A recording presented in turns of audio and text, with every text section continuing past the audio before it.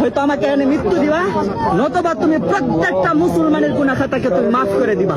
আবার গিলাফাত ধরে বলতেছি, আল্লাহ তুমি প্রত্যেকটা মানুষকে হেফাজত করো। আল্লাহ যারা দোয়া চেয়েছে তুমি প্রত্যেকের মানুষের মনের মাকসাদ হাসানা তুমি কবুল আর মঞ্জুর করে নাও।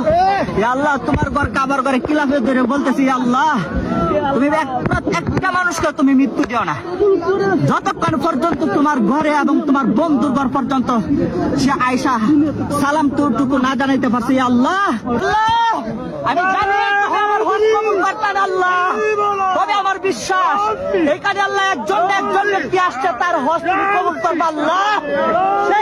সেই হাজী সাহেবের উসিলা করি আল্লাহ তুমি আমাদের প্রত্যেককে তুমি আল্লাহ আমাদেরকে মাফ। কাবা শরীফের গিলাফে ধরে দোয়া করলে সেই দোয়া কবুল হয়। হে আল্লাহ, এই বাইরে আরজিটুকু কবুল করে নিন, তার সাথে আমাদেরকে কবুল করে নিন। আর যারা এই ভিডিওটি শেয়ার করবে তাদের প্রত্যেককে আল্লাহ বেহিসাব মাফ করে দিন। ভিডিওটি সর্বোচ্চ শেয়ার করে দিন।